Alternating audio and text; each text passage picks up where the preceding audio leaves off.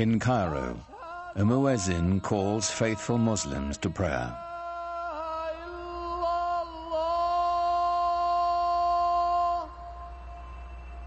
It's the same call that sounds 5 times a day, every day, in cities across the world.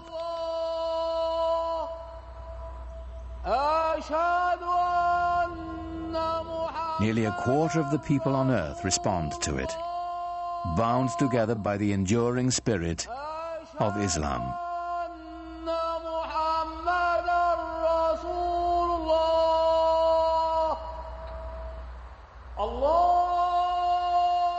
God is most great, the muezzin calls. I testify there is no other God but God. I testify Muhammad is the messenger of God. Come and pray. Come and flourish. God is most great. There is no God but God.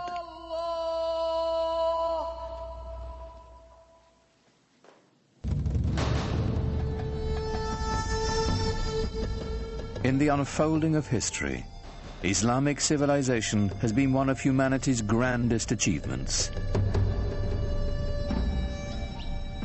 A worldwide power founded simply on faith. A spiritual revolution that would shape the nations of 3 continents and launch an empire. For the West, much of the history of Islam has been obscured behind a veil of fear and misunderstanding. Yet Islam's hidden history is deeply and surprisingly interwoven with Western civilization.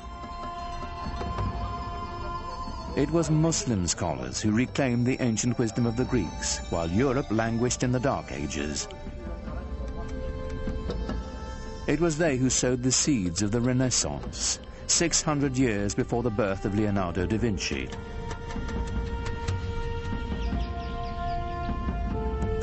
From the way we heal the sick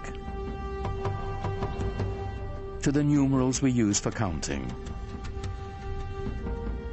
cultures across the globe have been shaped by Islamic civilization. But all this began with the life of a single, ordinary man, and the profound message he proclaimed would change the world forever. His name was Muhammad.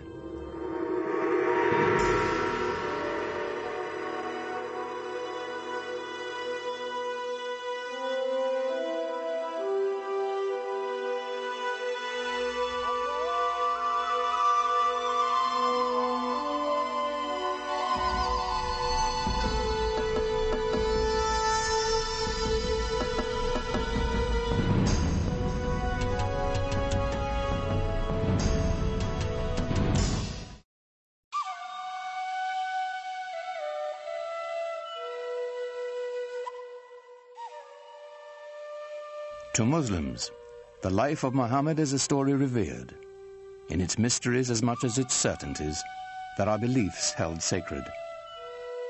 Whatever we can tell about the Prophet, of course, is screened through the filter of what has been preserved over the centuries and what people have wanted to preserve.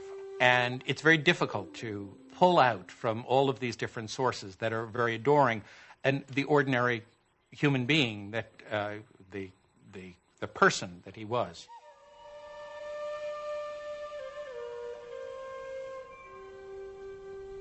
We do know that Muhammad was born in or around 570 AD in the sun-blasted Arabian Peninsula, a land of savage scarcity whose Bedouin tribes were locked in a constant state of tribal war.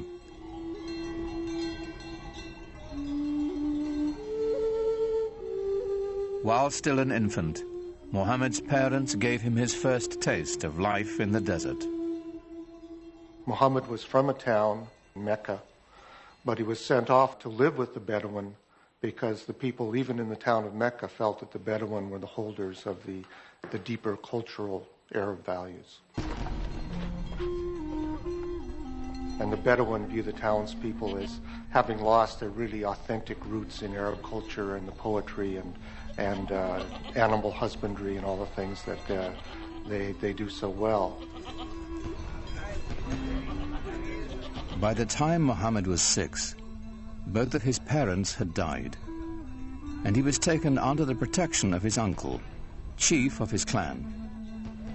Being an outsider gave him a singular perspective.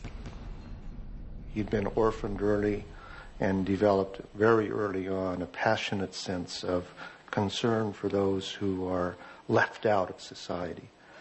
To be orphaned in a tribal society where clan and family relationships are your keys to everything, success, status, honor, dignity, is to face what it really feels like to be marginalized. And that obviously had a very deep impression on him as a young man.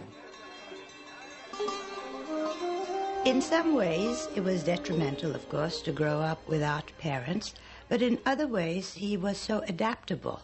He had many parents, he had many fathers, he had many mothers, so it made him a child of everybody.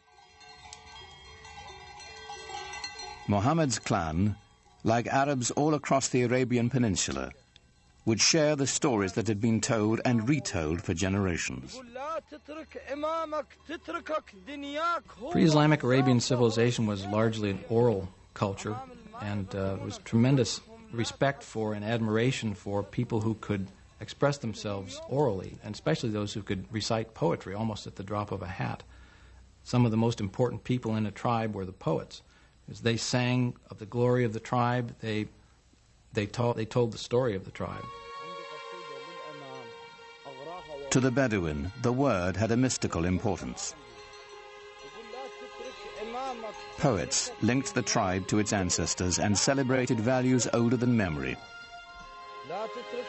Poetry was the sinew that bound the Bedouin together, celebrating their victories, lamenting their defeats.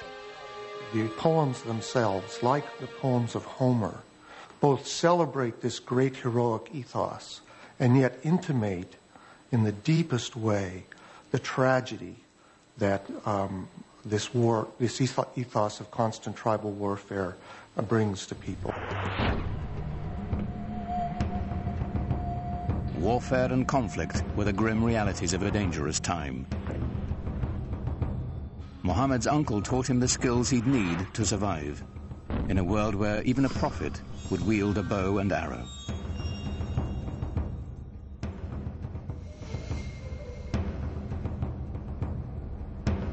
In a wilderness punished by the elements and bereft of water, rivalry over a single well could provoke a blood feud for generations. A real rivalry, real battles, and sometimes quite bloody. So the allegiance of individuals was to the family, immediately, and at a larger extent to the tribe. Without the tribe's protection, no one could endure. Scattered across the peninsula were countless factions, all embroiled in bitter struggles, each defending its precious grazing lands, trade routes, and, most importantly, its wells. Well, you have to understand, and most of the lands are dry. And so water is something that everyone always considers precious.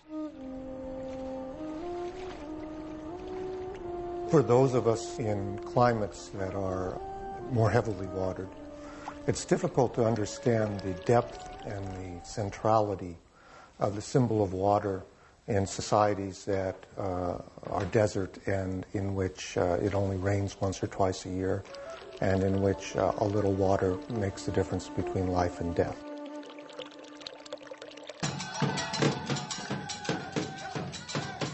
Each clan had its own separate gods and totems, to water and wind, fire and night. They were kept in the caravan town of Mecca, in a shrine of wood, stone, and cloth. It was called the Kaaba, the Arabic word for cube. Pre-Islamic Arabs worshipped a number of spirits, and they were generally nature-oriented spirits. sometimes associated with natural features like trees or rocks or springs. And the Kaaba in Mecca was one of a number of these sanctuaries centered around a particular cluster of deities. It was said the Hebrew patriarch Abraham himself built the Kaaba centuries before, and that a sacred black stone it held within had fallen from the sky. In these turbulent times, the Kaaba provided a rare place of peace. Only here would the Bedouins submit to a temporary truce before returning to their conflicts of the open sands. There was this one place in the middle, around the Kaaba, which was, from even pre-Islamic times, was a place of a sacred enclosure where all people had to put down their arms. And this, of course, facilitated trading because it meant that you couldn't carry on your feuds when you were doing your buying and selling. The spiritual and economic importance of the Kaaba in Mecca are pretty hard to separate as far as the pre-Islamic Arabs are concerned. The Kaaba made Mecca a vibrant center for trade. Here were found Arabian incense, exotic perfumes and Indian spices, Chinese silks and Egyptian linens. But perhaps the greatest treasure to be found at Mecca was the rich mixture of cultures. There were people who came through town who had all kinds of interesting experiences to relate to faraway places. The local religion was mixed. There were Christians, there were Jews, and there were also the Arabs of the desert who followed an animist type of religion. Muhammad's world was a center of trade, connecting the Mediterranean Sea to the Indian Ocean, linking the aging empires of Byzantium and Persia to the great bazaars of India and China.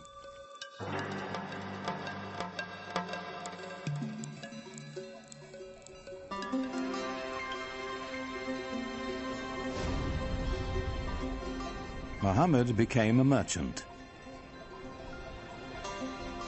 In fact, he had a great flair for trade. At the age of 25, while leading a caravan northward to Syria, his talents caught the eye of the shipment's owner, a wealthy widow named Khadija. She was so taken with Muhammad, she proposed marriage. Khadija. Well, I think she was a mentor as well as a wife, a very strong lady who had her own business, and Muhammad was helping her out. So it was a wonderful partnership, and I'm sure he learned a lot from her. He had a tremendous amount of contact with merchants coming from different parts of the world, passing through the Arabian Peninsula. I think he was a very intelligent man, very open-minded, and he was able to communicate with a great variety of peoples. He must have had great charisma as well. Muhammad had a way with people and with resolving their disputes. Once, when the Kaaba fell into disrepair, the clan chieftains quarreled over who would have the honor of putting the sacred black stone back where it belonged. Before violence could erupt, Muhammad proposed an equitable solution.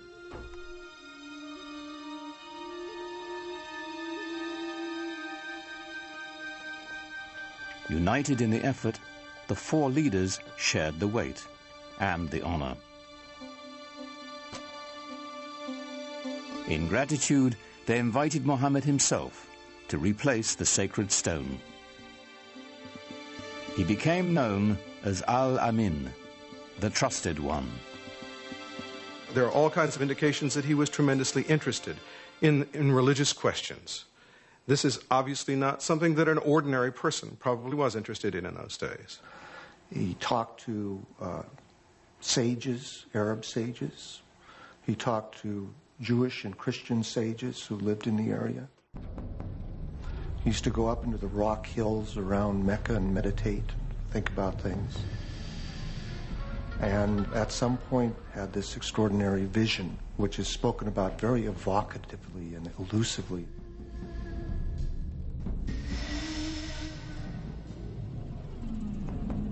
In a cave above Mecca, Muhammad had an experience that would be the defining moment of his life. An angel was said to appear before him in the form of a man, instructing him to recite in the name of God, the Almighty. For Muhammad, it was an encounter as profound as it was deeply disturbing. You get a sense of what it would be like to be a normal person in society, perhaps unusual in the sense of your intensity for things like social justice and finding out what the meaning of life is, but not being endowed with anything that would seem miraculous by your friends. And all of a sudden having this voice come to you and then come out of you as you speak it and recite it to other people. And that is the beginning of the prophetic career of Muhammad.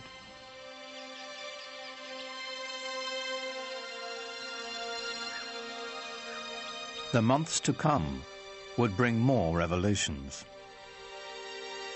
Powerful words of a lyrical quality, more beautiful than the most exquisite Arabic poetry. Above all, Muhammad was to bear one message to his people, a simple yet radical proclamation, that there is only one God. The central tenet of Islam is the oneness, the indivisible unity of God.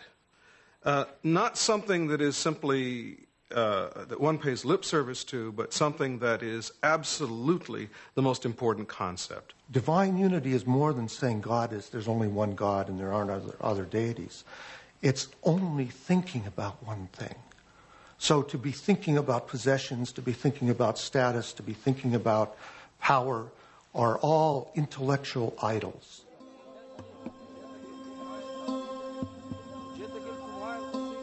The implications were staggering.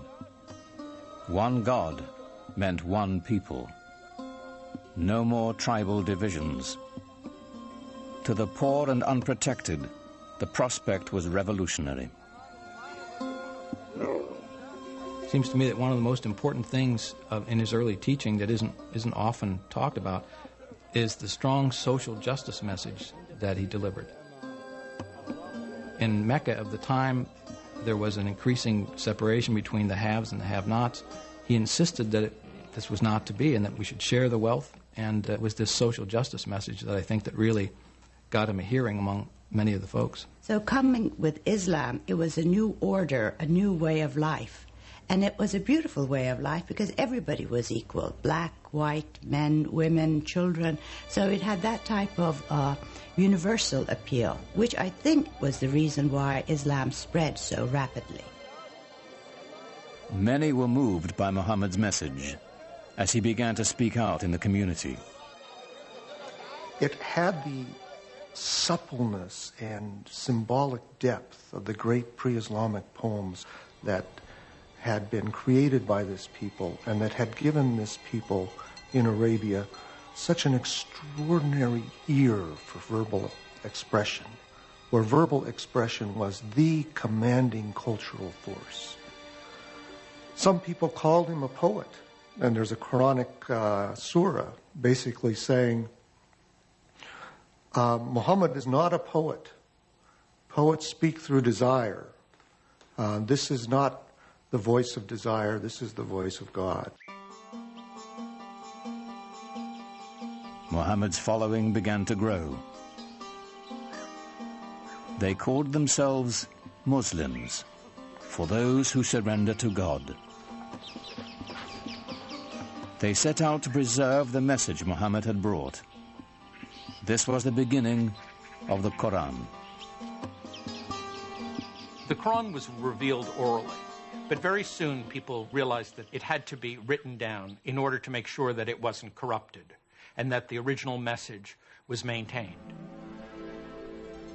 And from a very early date, and it's very unclear when that date was, because no early manuscripts of the Quran survive, people began copying it down.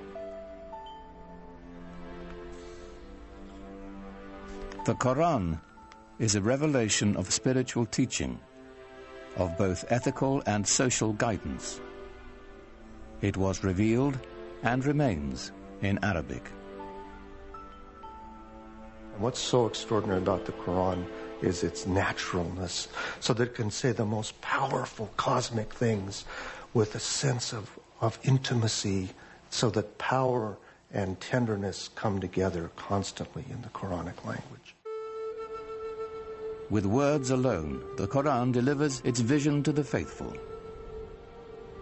Its imagery conjures a picture of the afterlife that resonates with all the power of traditional Bedouin poetry. Imagine yourself in the desert, surrounded by dust, by the glare of the sun.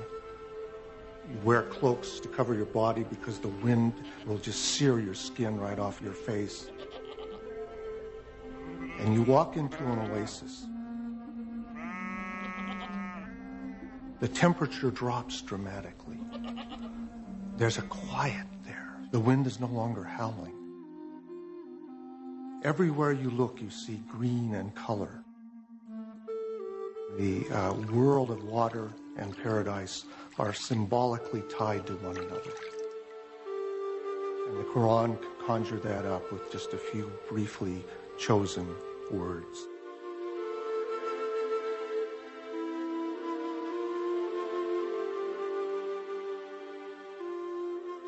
Yet for all the imagery of paradise in the Quran, there was no easy description of God.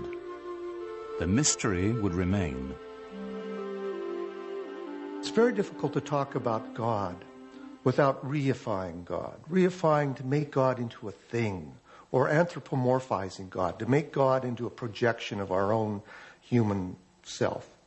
And that's why Muslims don't like sculpture, for example, traditionally, because they believe that there's that danger. And the Quran avoids that by constantly shifting the pronouns, so we can't really reify God and get an image, a physical image of God. Rather than a physical image of God or of Muhammad, it is the beauty of the Quran itself that is celebrated in Islam. Islam developed in this context where pictures were not favored. The Quran, as it was revealed, was God's representation on earth, and Muslims felt from a very early time that the only just representation of God's word, was the Quran itself, not any picture of God, certainly not, because you couldn't represent God, and certainly not a picture of Muhammad, because he wasn't divine.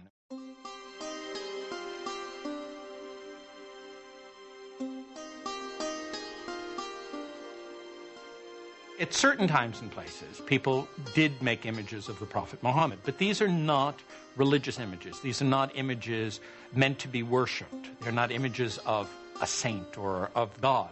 They are images of Muhammad as a historical figure. He's sort of given honor by having a very bright blue background or a white cloud near him, but he's not otherwise distinguished from the other characters in the story. At other times, people did represent the Prophet, but he was always represented with a white cloth over his face to hide his face, so that there were different approaches to doing this. But in all of these are not devotional images. You're not supposed to look at them and pray towards them. You're to learn more about the history of your religion, with the emphasis on history from them. As Muhammad's community grew, so did the opposition.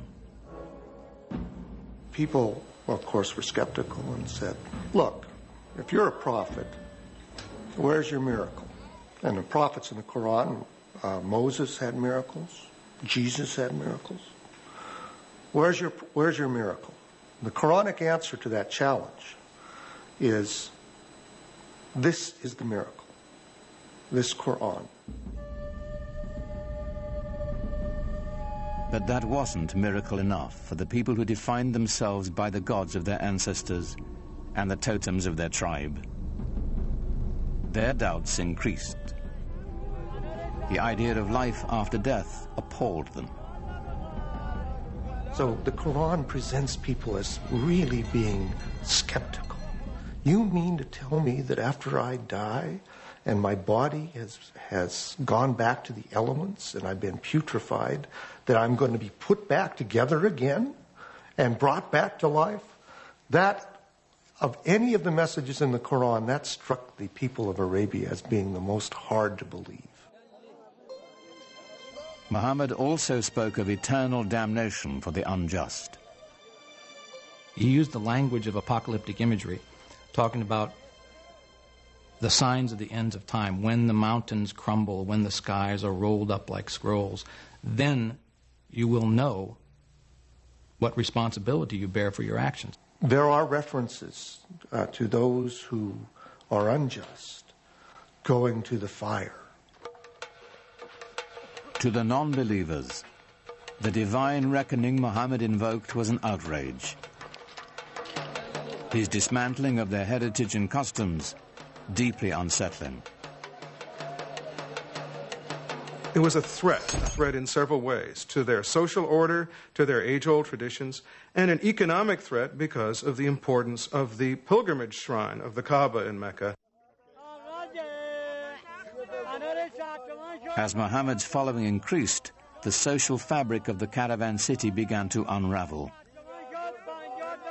Business suffered as pilgrims and traders, worried for their safety, left town. The tribal leaders decided Muhammad and his message must be removed permanently. They didn't want him taking over. They didn't want him horning in on their control of the city. They made things very difficult for him, perhaps even plotted his assassination. They tried to keep him away from the Kaaba. They did everything they could to try to run him out of town.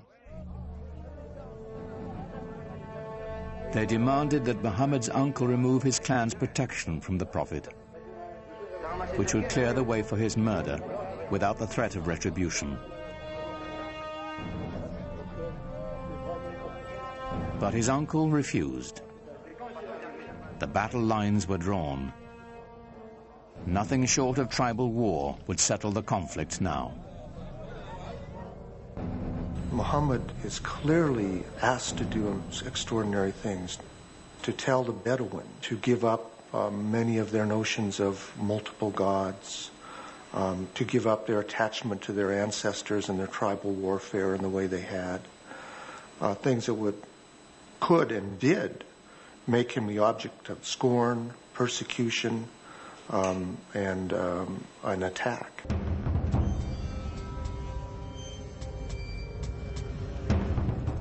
Muhammad's followers were forced from the marketplace and starved. Those without clan protection were tortured and killed.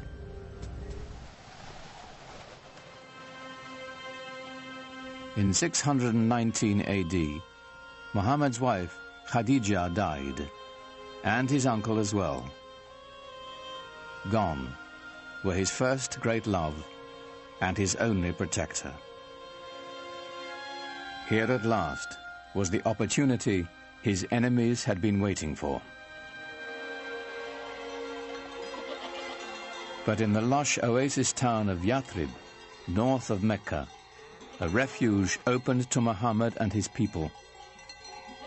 Clan rivalries had become deadly in the town, and they desperately needed a peacemaker.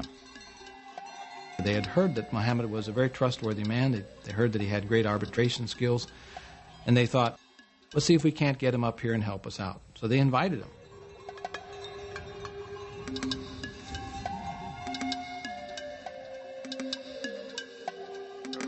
Muhammad agreed to travel to Yathrib and settle their disputes in exchange for a safe refuge for his people.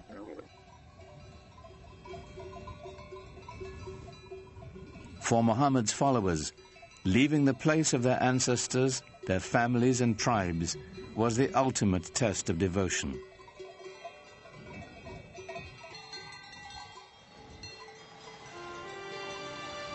In doing so, they began a new community, a new tribe. For the first time, they were bound together not by blood, but by faith.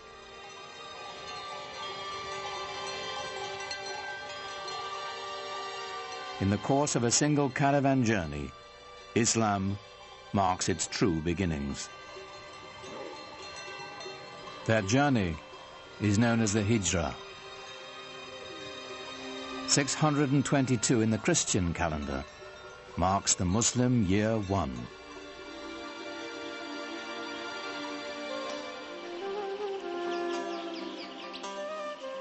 Muhammad's goal among the people of Yathrib was the same as his larger mission, to bring unity and peace with his message. He was asked to be a Solomonic figure, to mediate tensions between tribes that seemed intractable. As his work succeeded, the town would become known as the City of the Prophet, Medina. Muhammad's great task in Medina was to try and bring together these various groups and to try and forge a community of believers in a way that would bring people together in a sort of harmony. To the divided clans of Medina, Muhammad offered a vision of solidarity. But even as he spread the word of Islam, he didn't challenge the beliefs of other faiths.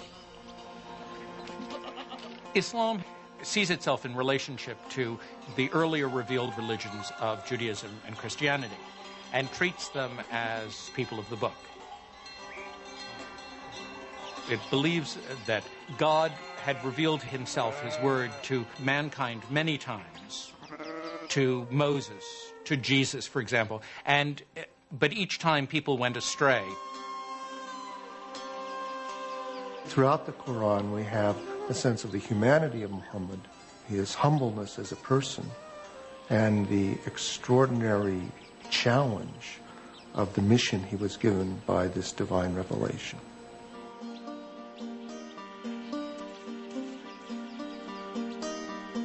As the Muslim community grew in Medina, a life of simple devotion and ritual developed. A freed Abyssinian slave named Bilal was the first to call believers to prayer at Muhammad's house. Allahu Akbar! Allahu Akbar! It was the first mosque. Allahu Akbar! Allahu Akbar! Ashhadu an la ilaha illallah.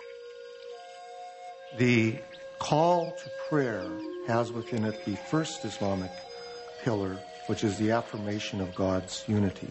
La ilaha illallah, that beautiful phrase which many Muslims chant over and over in their mind or vocally to constantly remind themselves of the unity of God and the unity of what we should focus on in our life.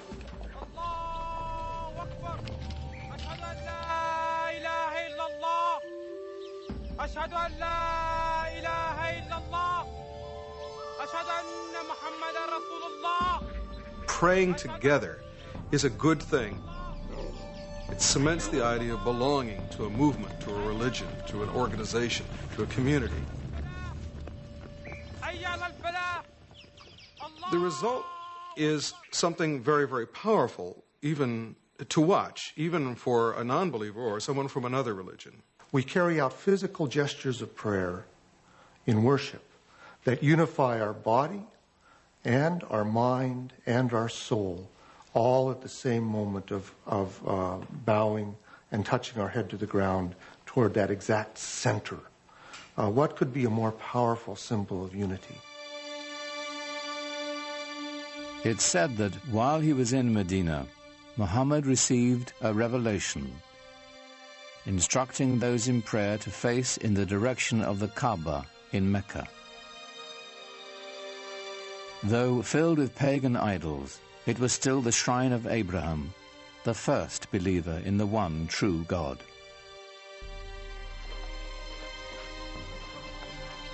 But even as the Muslims were praying toward Mecca, their enemies there were rallying in force. Their goal, to wipe out the Muslims.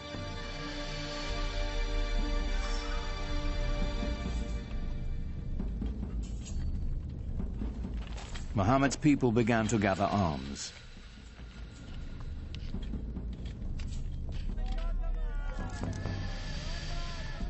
Though the Muslims prepared as best they could, they were outnumbered and outmatched. They mustered a force of only 313, mostly old men and boys, with few weapons. While the approaching Meccans were heavily armed and 1,000 strong.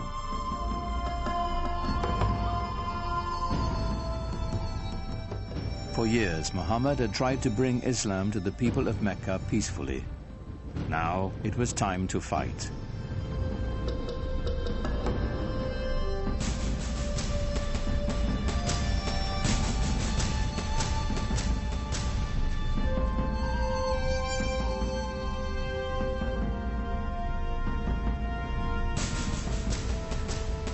The Muslims faced their own tribes, brother fighting brother, son against father.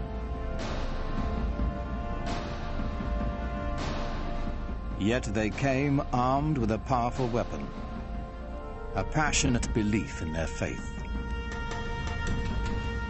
Muhammad's troops fought with every confidence that God's will was guiding them.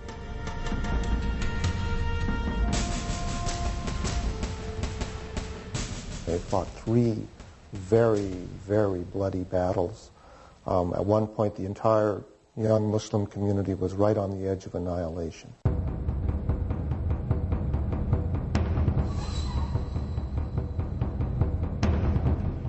For 3 years, the Muslim army held out against staggering odds.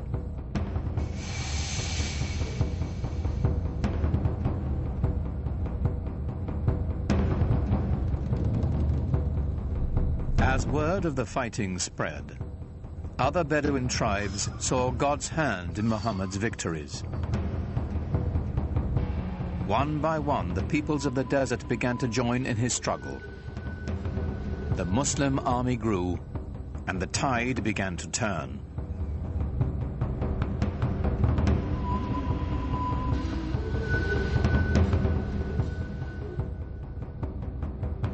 The Muslim forces advanced to the outskirts of Mecca.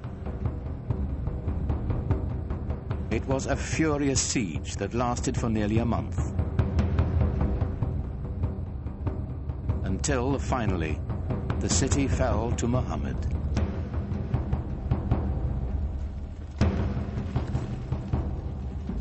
In 630 AD, the terrified people of Mecca braced for the onslaught. Muhammad's army was returning home, now 10,000 strong.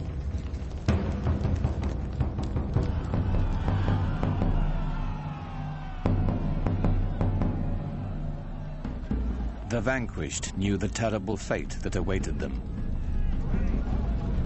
According to the modes of tribal warfare, the Meccans could expect a big revenge. The men are usually killed, women and children are sold into slavery. There's little pity for the loser in a tribal war. Of course, that's standard around the world.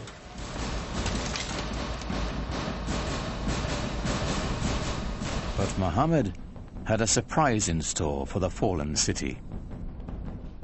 When Muhammad came into Mecca, and not only did not carry out a bloody revenge, but actually embraced the very Meccans who had fought him for 3 years and attempted to annihilate him, it was very shocking to the people in his milieu. So within the very founding of a religion, one finds episodes of great generosity, often extraordinary acts of kindness and mercy. But not all of Mecca escaped Muhammad's wrath.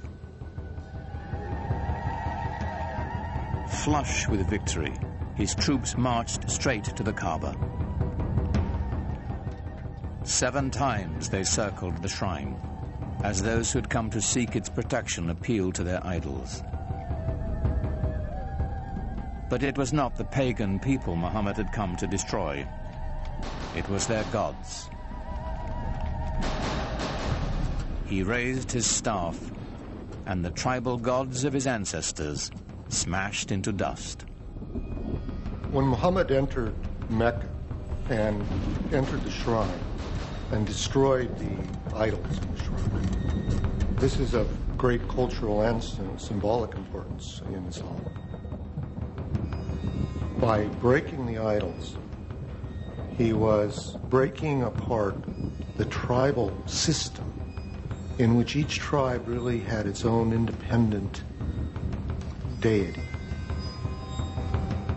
This was shocking to the Bedouin. This was saying the gods of our fathers are being destroyed. In some sense, you're saying that our fathers themselves were deluded. How can you say this in a tradition in which relationships to one's father and tribe were primary?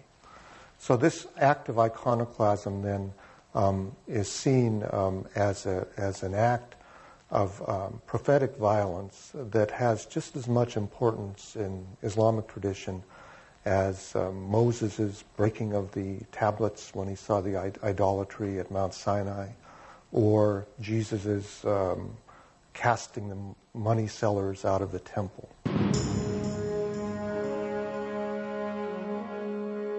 The destruction of the idols was a new beginning, a breaking from the past and the creation of a powerful new force. Mecca was just the beginning. One after another, the tribes of a nation were summoned to the fold and united under the banner of Islam. A worldwide community of faith was begun, born in an extraordinary alignment of history, personality, and conviction. What Muhammad did was to bring a sense of solidarity, a sense of mission, and he united all these separate segments within the peninsula. From then on, moved eastward, westward, northward, southward.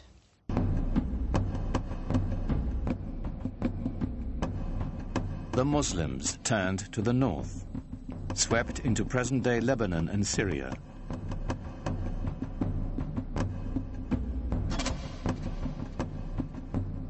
They continued west into Egypt and quickly across North Africa, fortifying the coastline of the Mediterranean. Only the seas stopped them. Its growth was so explosive from 622, the year 1 of the Islamic calendar. Within 50 years, people whose father had been camel herders were now governing one of the major empires in world history. Within 200 years, it extended from Spain to China. The Muslims absorbed the Sasanian Empire of Iran and 2/3 of the Christian Byzantine Empire. By now, the empire was larger than Rome. It stretched from Morocco in the west to the Indus River in the east, where the border of India is today.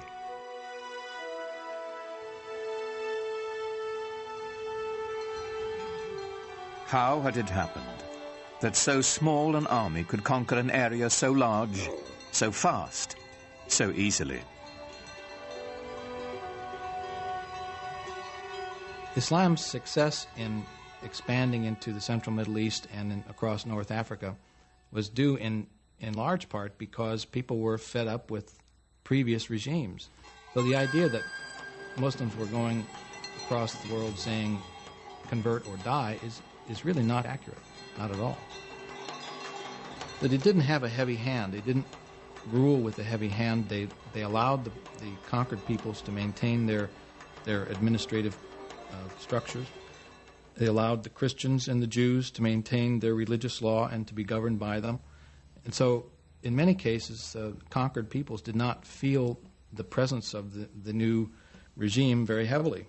Certainly for individuals who felt themselves exploited or downtrodden by an oppressive and even sometimes parasitic priesthood, the idea of Islam being a religion essentially free from clergy must have seemed very attractive. It's the times that creates the movement, and sometimes the men. The Roman Empire had collapsed. The Byzantine Empire wasn't strong enough. There was a need for a new vision, a new way of looking into life.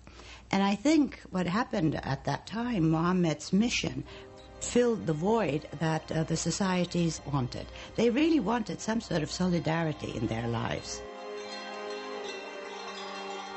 The lessons of the Quran, so successful for the Muslims in Medina and Mecca, were playing out on a global scale. As the conquest swept through Syria, the Muslims held their Friday prayers in the Church of St. John the Baptist in Damascus, allowing its Christian congregation to continue their services on Sunday. Side by side, the two faiths shared the same building, in peace.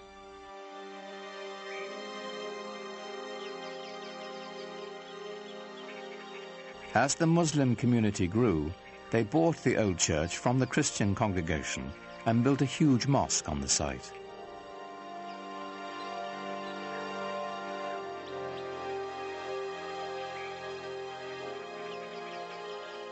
With Byzantine artisans, they decorated it with golden mosaics of an Islamic paradise.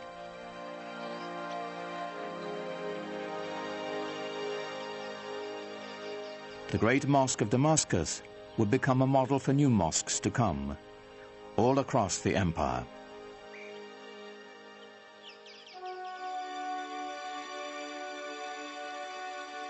The Arabs transformed their conquered lands, maintaining, improving, or expanding the infrastructure. In Tunisia, building on Roman ruins, they devised an ingenious system of water purification, using gravity to separate fresh water from sediments. Part of this system were these two enormous basins that they built outside the city walls. The clean fresh water would flow over into the larger basin, where it would then be distributed by pipes to the city. This is, hundreds of years before anyone in Europe ever thought of having running water.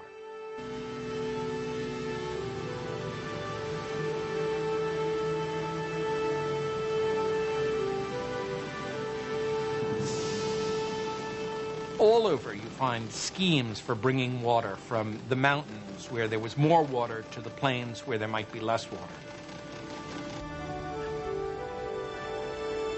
They resurrected elaborate irrigation systems, filling the old stone aqueducts with precious water.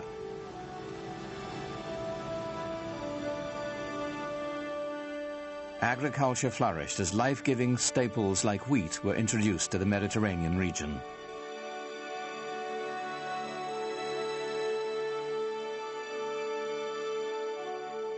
But Muslims saved their most monumental feat for the holy city of Jerusalem.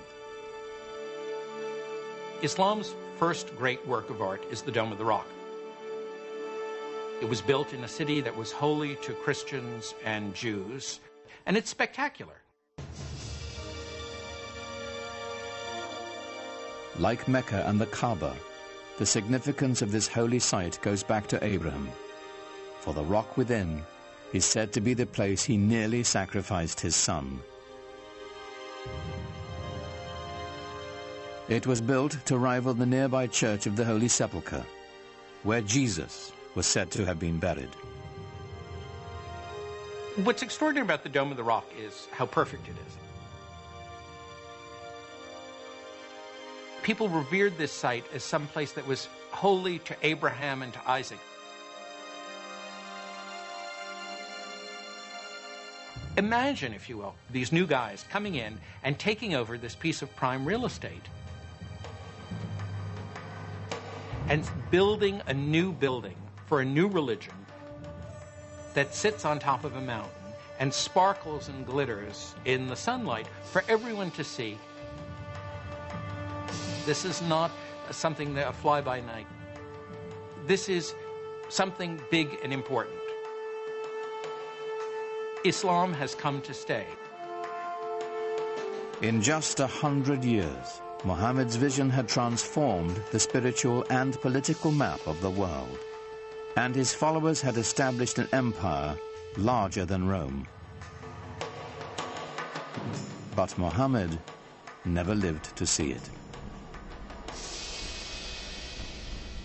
In the 11th year of the Islamic calendar, 632 AD, only 2 years after the taking of Mecca, Muhammad died.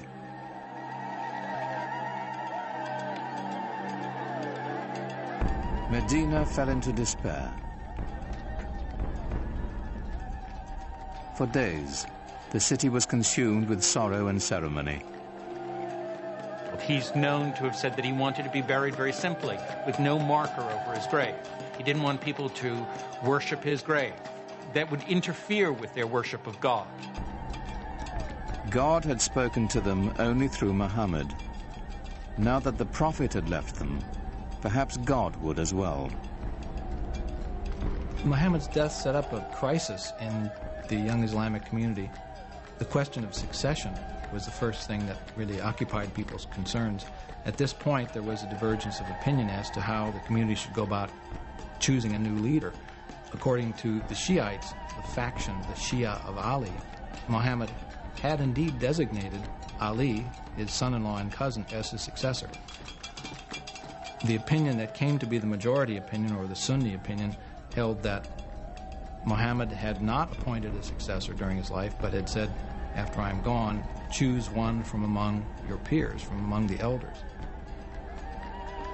And from the house there came out the man who would be his successor, Abu Bakr. And he addressed the people and said, if you worship Muhammad, know that he is dead. If you worship God, know that he lives forever. Here was the secret to Islam's strength and profound influence. The unifying power of one God, merciful and compassionate, the power of one people, bound by a common faith. Muhammad did not lead the conquest or create the empire to come. The transforming power of his message did. Out of that message would spring a font of knowledge that would transform humanity, as Islam continued to spread its reach far and wide. Awaiting the Muslims would be a new age. They would be destined for enlightenment, for new horizons, and a clash of great powers, the like of which the world had never seen.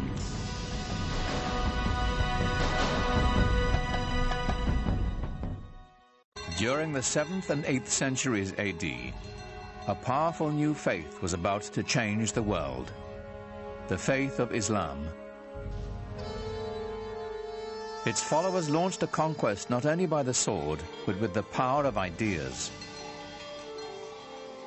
200 years after the death of Muhammad, his message and the new Arab empire were transforming 3 continents. Now comes a new empire, a political new configuration, driven by a religious, newly defined civilization.